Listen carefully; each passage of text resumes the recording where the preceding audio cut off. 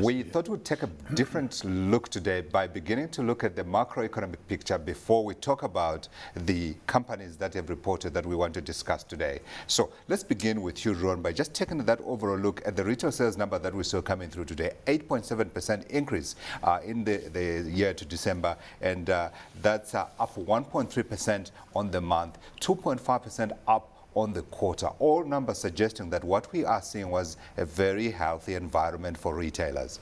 Absolutely, Godfrey. You know, we've had many commentators talking about retail sales having peaked, food sales having peaked, shares being too expensive. Yes, in many respects, the current ratings are pretty full. But, you know, if we go behind the drivers there, Godfrey, and have a look, what is the process of the change in South Africa? And it's been very, very dramatic. We've had massive increases in terms of social pensions. We've had major movements from rural areas into urban areas. We've had a major movement in demographics.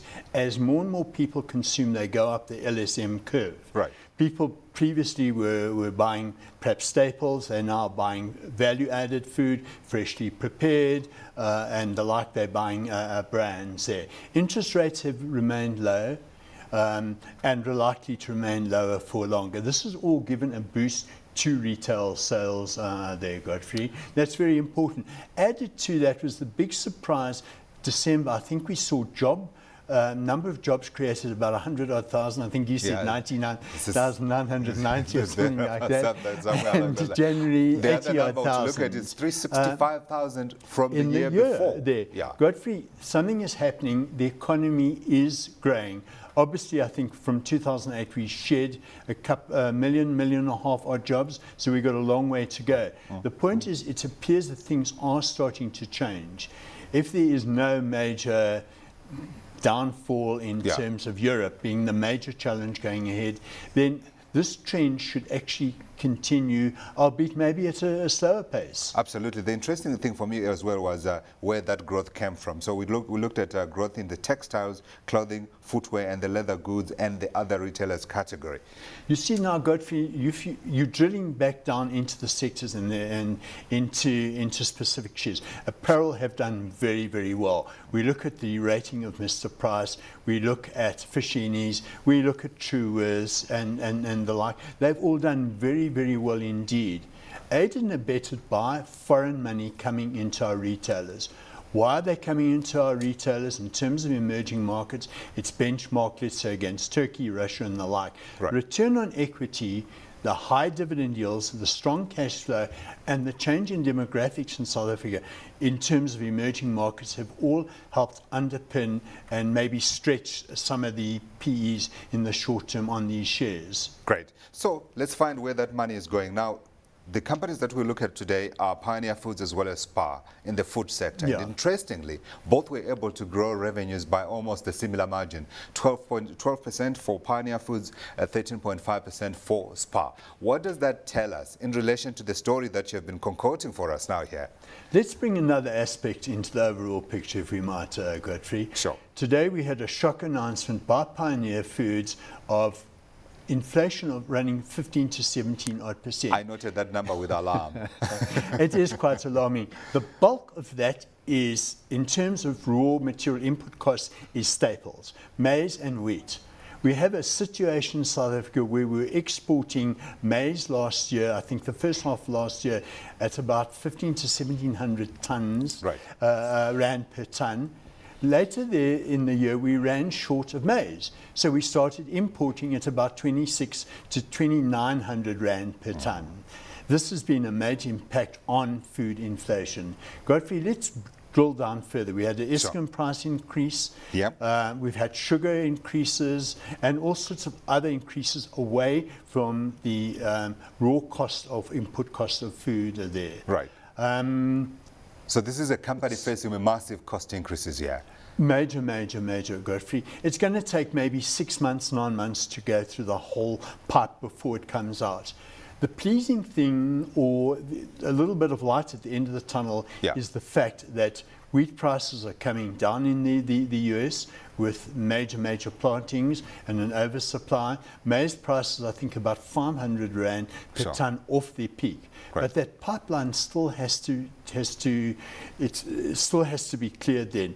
The other aspect there has been the weaker rand as well Absolutely. in terms of food price inflation. Okay, let's bring Jonathan into the conversation. Now, Jonathan, you've been standing there very patiently listening to this very fundamental talk about what's driving Pioneer Foods. On the charts, do you see it reflected Well, that Pioneer is a stock that's beginning to show a sector in trouble, or a sector that's able to pass on whatever cost increases, and therefore investors are piling in anyway? Well, the whole point to technical analysis, Godfrey, is that it discounts the fundamental analysis. So any fundamentals, any cost increases, or any of these events that do take place within the company is already reflected in the price. And it could be filtering through in this particular chart, although, suffice it to say, this is still a very strong chart. You must understand that this red line over here depicts the rising 200-day moving average, which means that the stock is still in a bull market. Sure. Prices are still above the 200-day moving average and still heading higher. We're having a nice medium-term channel line over here.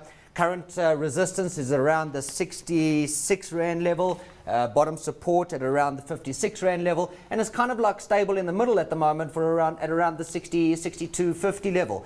But the only thing that really concerns me about this chart, Godfrey, is that when prices made successive higher highs during these three major periods over here, the first period in the first quarter of 2010, then the second quarter of 2011, and again the fourth quarter of 2011, this was not confirmed by this oscillator down here, which is the RSI, which is the relative strength index, which basically measures the velocity of prices. So when you get a slowing down of the price of the RSI, it means that the trend is starting to slow down. Okay. My biggest concern is that these levels where we are at the moment, if it can break up above that 63 Rand level, we will go and test that 66 Rand level. Right. But the big question is it going to make a new high, or is it going to make a new, at least a lower high over here? So it's kind of like in the middle for me at the moment. Absolutely. So, Ron, for you, for it to break the levels that he is talking about, and I'm not asking you to analyze its charts or anything, but from a fundamental perspective,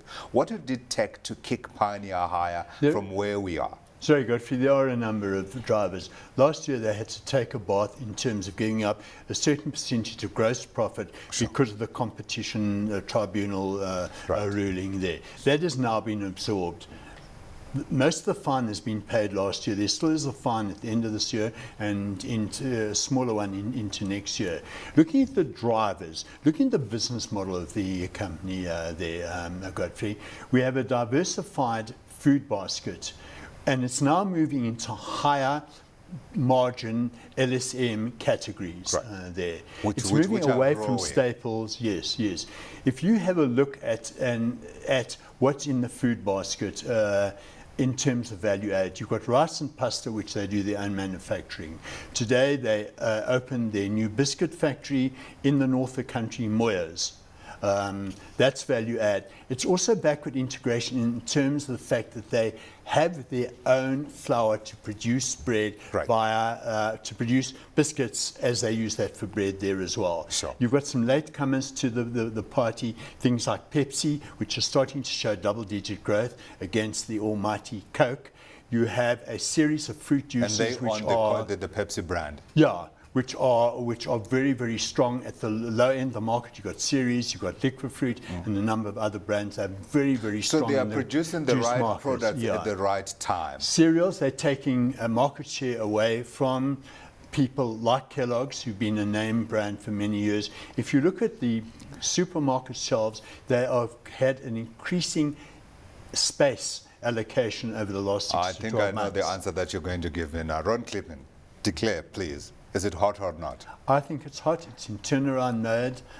You've got double-digit inflation coming through. Top-line revenue is growing at double digits. That's going to come through to margins. Economies of scale are coming in via investment. I think this is a nice turnaround case for 2012. We've got a nice tick here. Jonathan, what do you see on your charts? Is this a stock to be buying into now? Again, I concur with Ron. It is a long-term hot stock. It is a rising stock. But I think in the short term, I think we can get a bit of a correction, possibly to around the 56 rand level. What's but your I would be a short-term, buyer there. Jonathan? Short term could be within 3 months to 4 months, a short term correction. But again, how long is a piece of string? We can't really judge exactly how long Sure. the correction is going to take. Sure. But when it does get there, and that's the whole beauty about trading, is that you've got to use patience. Okay. And if we can wait for it around the 56, we'll be a buyer at 56. Okay, so we'll put you in a box. Is it a hot or not? Hot. It is hot. 2 hots for our first stock look at the day. Now let's move on to SPAR, and sales for the quarter ended December rose almost 14% to 11 billion rand.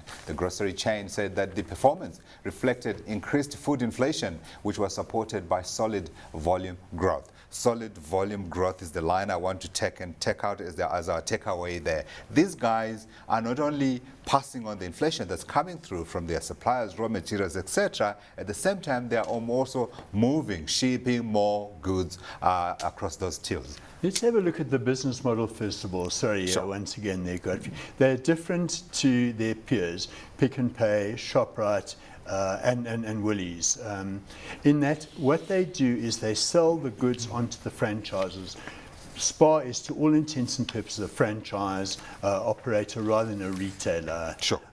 Their margins are higher by virtue of the fact that they provide the whole logistics chain to their franchise suppliers, from warehousing to importing to the whole transport, that whole chain there. So they are achieving higher margins, but we are starting to see volumes coming through, and we're seeing the impact of price inflation.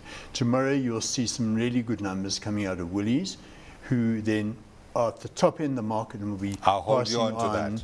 on price increases to their customer base, Yeah. and their customer base at the top of the LSM chain are likely to absorb most of those price increases without grunting and groaning too much. Yeah, but Ron, this is also a company that operates in a very competitive sector. We know they are taking on Pick n Pay, they are taking on Shoprite to a degree, parts of Shoprite, they are taking on, as you have just said, Woolies. And is this an opportunity for SPAR to be taking more market share out of Pick n Pay, given, if you like, the disarray that we're seeing in Pick n Pay, no CEO, and the general perception that these guys are struggling to nail down their customer? They are. If you look at the challenges over the years that they got, they were way, way behind in terms of logistics, in terms of IT systems and the like. They got Longmeadow now pumping well. They've got the Shoppers card. They'll have the warehouse in Cape Town operating in the first quarter of this year. I think margins, we're going to be surprised by margins in the second half versus margins in the first half. I believe that Pick n Pay are in a long-term turnaround situation. I think one of the biggest competitors possibly to SPAR might well be the Massmart chain, Right, being run with through Walmart coming Game through. and the whole Walmart side of things. We also have SPAR in different formats in rural, semi-rural areas and away from major metropolitan areas. Yeah. So they've got a really big geographical footprint. And they've got a very good competitors coming up against them. Jonathan, I'm looking at your charts and I'm looking at them as a layman. I'm seeing that red line. You said the red line, when it's trending up, it's just a long-term bull trend. I'm seeing almost a flat line that's beginning to tick up. Well, that was a flat line, but the important part over here, that prices were above that flat line. And now that you can see very clearly in more recent prices that this red line, this 200-day moving average, is starting to point up. But what's more interesting for me, Godfrey, is what is actually happening in this area over here since December 2011 to where we are today. We've seen a wonderful rally since July 2011, a 22% rally. And at the moment, prices are starting to consolidate a bit. Now, what that means is that it's in a decision phase where it wants to go. Does it want to correct all the way back down again, or does it want to continue with its pattern?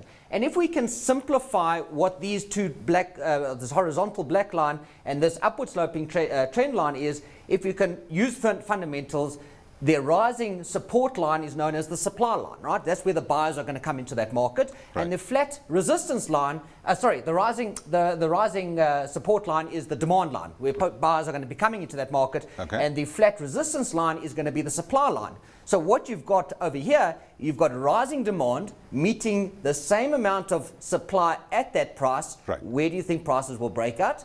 Prices should break on the upside. So I'm very positive on this. This is concurring with my RSI oscillator as well as my volume picture. Right. We've got Every time there's a tick up in prices, there's higher volume. Every time prices start coming down, there's much lower volume. That is giving me a suggestion that there's accumulation taking place in this consolidation area, and I would expect a break on the upside. I guess I know your answer, hot or not. That is hot, and look for a target around the 120 Rand level. Hot In for broad Jonathan, terms, I would for agree you? with Jonathan. There is one caveat going ahead there, Godfrey, is we could see some correction, as Jonathan was saying. Yeah, you did ask for an explanation of the fundamental market, front, yeah. there then.